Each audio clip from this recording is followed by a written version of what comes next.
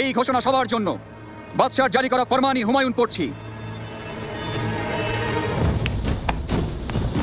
রমজানের এই পবিত্র মাসে আপনারা শুধু মুনাফার কথা না ভেবে আল্লাহ তাআলার সন্তুষ্টি অর্জনের লক্ষ্যে কাজ করুন, তার আদেশ মেনে চলার চেষ্টা করুন।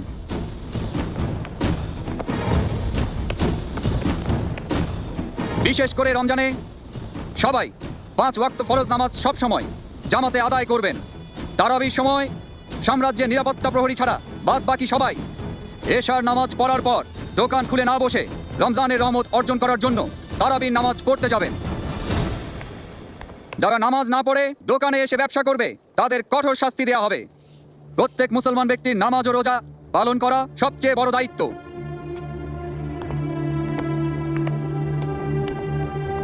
এই পবিত্র মাসে 5 ওয়াক্ত নামাজ জামাতে পড়ার জন্য আপনারা সবাই মসজিদে যাবেন।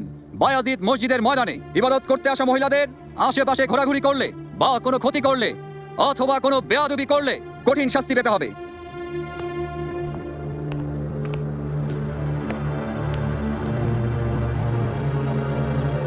মহিলারা নামাজ পড়ার জন্য এবং ওয়াজ শুনতে যথাসময়ে উপস্থিত হবেন। নামাজের সময় ব্যতীত মসজিদ প্রাঙ্গণে মহিলাদের আনাগোনা একেবারে নিষিদ্ধ করা হলো। এখানে সেখানে অযথা আড্ডা জমিয়ে যাতায়াতে বিঘ্ন ঘটাবেন না। আর ঘোড়ার গাড়ি মাঝ রাস্তায় ফেলে রাখা নিষিদ্ধ করা হলো। আপনারা কেউ অশালীন কাপড় পরবেন না।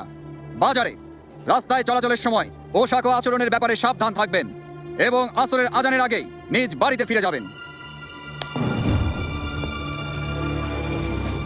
মুসলিম এবং অমুসলিম কেউই দিনের বেলা জনসম্মুখে কোনো রকম খাদ্য গ্রহণ করবেন না, পানি পান করবেন না।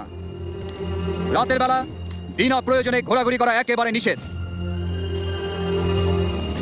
মহল্লাবাসী, ব্যবসায়ী এবং বাকি সবাই নিজেদের দোকান এবং বাড়ির আঙিনা সব সময় পরিচ্ছন্ন রাখবেন।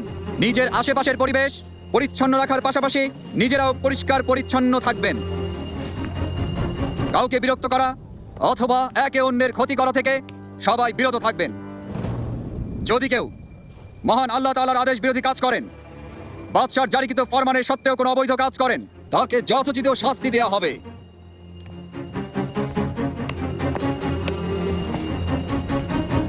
ধর্ম, শিষ্টাচার, নিষ্ঠা ছেড়ে যারা অভদ্র বা অন্যায় আচরণ করবেন এবং যারা মহান আল্লাহর হুকুম ছেড়ে হালাল ও হারামে কোন রকম ভেদাভেদ না করে জনসম্মুখে খাদ্য গ্রহণ করবেন, তাদেরকে গ্রেফতার করে আইন অনুযায়ী শাস্তি প্রদান করা হবে।